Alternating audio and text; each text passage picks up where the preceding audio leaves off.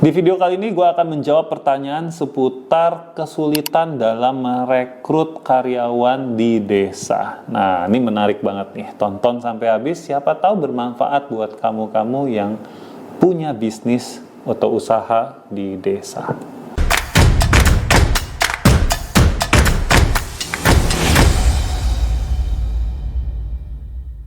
Halo semuanya, kembali lagi di channel Tanya Kak Sam. Kita komitmen kalau kalian tanya di kolom komentar di video manapun, kita akan jawab lewat video. Atau kalau bisa kita jawab lewat chat langsung, kita bales ya kita bales. Tapi kalau saya pikir nih jawabannya butuh penjelasan cukup komprehensif, kita bikin videonya. Jadi kalau kalian punya pertanyaan seputar dengan pengelolaan sumber daya manusia, KPI, leadership, mindset, karir, apapun itu yang berhubungan dengan people, langsung aja tulis di komen. Sekarang yang kita akan bahas adalah pertanyaan ini nih. Agak panjang, tapi saya coba menyimpulkan pertanyaannya terlebih dahulu ya.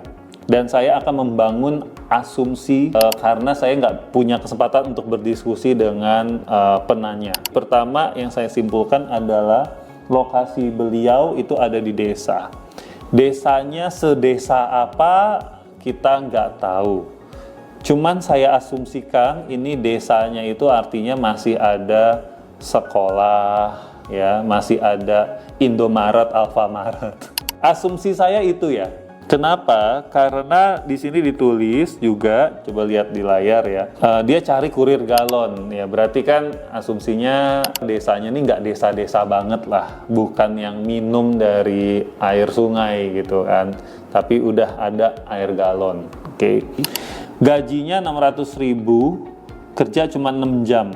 Ini belum jelas juga 600.000 ini sebulan atau sehari atau seminggu. Tapi asumsi saya ini bagus. Untuk di desa itu udah bagus gaji segitu ya. Asumsi saya. Ditambah lagi cari kurir galon 1,5 juta belum juga dapat. Nah, pertanyaannya adalah gimana nih Kak Sam solusinya? Karena saya susah untuk mencari. Saya nggak tahu apa yang sudah Anda lakukan gitu ya. Jadi mungkin yang saya katakan ini mungkin ada yang pernah dicoba, ada yang belum. Tapi ya kita coba bahas aja ya. Dan buat teman-teman yang punya solusi lain selain dari apa yang saya katakan, boleh tulis di komentar ya. Kita bantu bareng-bareng ya, business owner di desa ini. Oke, pertama begini. Saya punya pengalaman menangani klien yang dimana bisnisnya itu sampai ke pelosok, teman-teman. Pelosoknya juga lumayan pelosok lah gitu ya, di seluruh Indonesia. Nah, saya mau membagikan pembelajaran saya juga dari klien tersebut. Yang mereka lakukan bekerja sama dengan sekolah-sekolah di desa itu. Kenapa sekolah? Ya karena di sekolah itu ada murid-murid yang dalam usia tertentu mungkin secara undang-undang udah boleh dipekerjakan. Nanti boleh dicek lagi ya undang-undang tenaga kerjanya itu seperti apa. Tapi kalau yang saya pahami usia 17, 18 itu sebetulnya boleh bekerja dengan syarat-syarat tertentu. Tapi Kak Sam, saya butuhnya full time, nggak bisa orang yang sambil sekolah atau pulang sekolah baru kerja. Nggak apa-apa, ya. Terkadang kita mempunyai kerjasama dengan sekolah-sekolah ini itu untuk ngijon. Jadi kita kerjasama, kita ngomong sama kepala sekolah atau sama gurunya, kalau ada murid-murid kamu yang disiplin, semangat belajar, pokoknya sikapnya bagus deh, attitude-nya bagus, nggak males-malesan. Nanti kalau dia udah lulus, ya tolong diinfoin. Saya mau tawarkan dia pekerjaan. Nah ini tolong jangan ngejulit dulu ya, tolong jangan bilang, wah masa lulusan SMK, SMA jadi tukang galon gitu ya.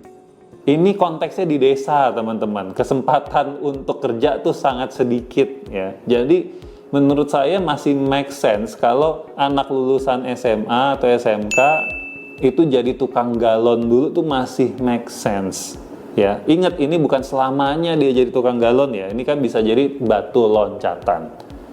Nah, apa yang saya katakan tadi itu adalah sebetulnya strategi sourcing namanya. Strategi sourcing, di mana kita melihat sumber source kita, sumber kandidat kita itu ada di mana. Kalau yang namanya pekerjaan-pekerjaan yang low skills, artinya tidak membutuhkan keahlian khusus, maka kita bisa ambil dari sumber kita ambil dari lulusan SMA pun mungkin cukup. Bahkan lulusan SMP pun mungkin cukup. Tapi again, harus dilihat dulu ketentuan umur ya, usia dalam mempekerjakan seseorang ya. Jadi beda cerita kalau yang dibutuhkan itu yang butuh skill khusus. Ya, source-nya, sumbernya itu berbeda. Jadi pertama tipsnya adalah kenali dulu source talent kamu itu ada dari mana aja. Ya. Walaupun mungkin itu nanti kita dapatnya, tapi kita udah kenal, udah kerjasama sama sumber talent kita. Itu pertama. Oke. Yang kedua adalah melakukan canvassing. Canvassing itu apa? Sama kayak orang sales. Kalau orang sales pasti tahu soal canvassing. Canvassing itu kan kita datang door to door. Ibaratnya kalau kita jualan makanan gitu ya di desa, canvassing itu ya kita datang ke satu pintu ke pintu lainnya menawarkan. Nah, cari talent, cari karyawan kadangkala harus seperti itu. Pengalaman saya pribadi, saya pernah merekrut seorang teller untuk bank loh ya, di wilayah, bukan di wilayah di kota besar, bukan. Itu saya carinya adalah dengan canvassing ke outlet-outlet yang ada di wilayah itu. Biasanya yang banyak food and beverage ya. Jadi waktu itu saya ingat banget ada satu outlet penjual yogurt. Lalu saya beli. Kenapa saya beli itu? Karena saya memperhatikan ini penjualnya, mbak-mbaknya, SPG-nya kayaknya bisa nih jadi teller untuk bank tempat saya bekerja saat itu. Lalu saya tes dia. Saya beli, saya tanya-tanya produknya, saya kasih challenge sedikit lah. Ternyata dia bisa jelasin dengan baik. Wih, jelasinnya oke juga, senyumnya tulus juga, ramah juga nih. Nah itu canvassing. Disitulah langsung saya bilang, ini kartu nama saya. Kalau kamu berniat atau mau tertarik untuk kerja di bank, hubungi saya. Ya, itu saya lakukan. Ya, dari berapa tahun yang lalu, udah lama saya lakukan ya. Nah, balik lagi ke konteks ini. Berarti kalau di desa kita mau nyari orang yang kita butuhkan, bisa saja kita memang datang ke minimarket mungkin, datang ke toko orang mungkin, atau apapun itu, sambil kita lihat scouting. Ini ada orang bagus nggak ya? Nah, problemnya adalah kebanyakan waktu kita mencari tenaga kerja, kita itu cuman modal bikin poster, terusnya ditempel, ya kalau ini di desa mungkin ya ditempel di, I don't know lah, balai desa mungkin, atau ditempel di mana gitu ya, atau kita hanya taruh di Instagram kita, padahal Instagram kita juga followernya nggak nyampe 1000 gitu ya. Mau siapa yang lihat gitu ya. Atau tempel di Facebook, atau hanya sebarin lewat WA group. Itu nggak salah, itu silakan dilakukan. Tapi ibaratnya sales, itu namanya, atau ibaratnya marketing ya, itu namanya above the line. Ya, ngawang apa ya, kita nggak langsung gitu ya, nggak langsung ke orangnya tersebut. Nah jadi ini taktik yang bisa dilakukan, canvassing ya. Tadi yang pertama, yang sebelum itu adalah ijon, kalau saya boleh bilang. Ijon, atau kita mendekati sumber talent tersebut, kita minta rekomendasi dari guru atau kepala sekolah terkait dengan talent-talent yang punya etos kerja yang baik ya. Nah, selain itu tentu kita bisa memanfaatkan semua media yang bisa kita manfaatkan. Kalau perlu di tempat warung kita, saya nggak tahu ini bisnisnya apa ya, tapi kalau misalkan asumsinya ada physical buildingnya ya, bangunannya, silakan ditaruh besar-besar. Dan itu teman-teman pasti sering lihat ya, kayak di tempat taksi lah, itu biasa tuh dicari supir, setiap hari mencari supir.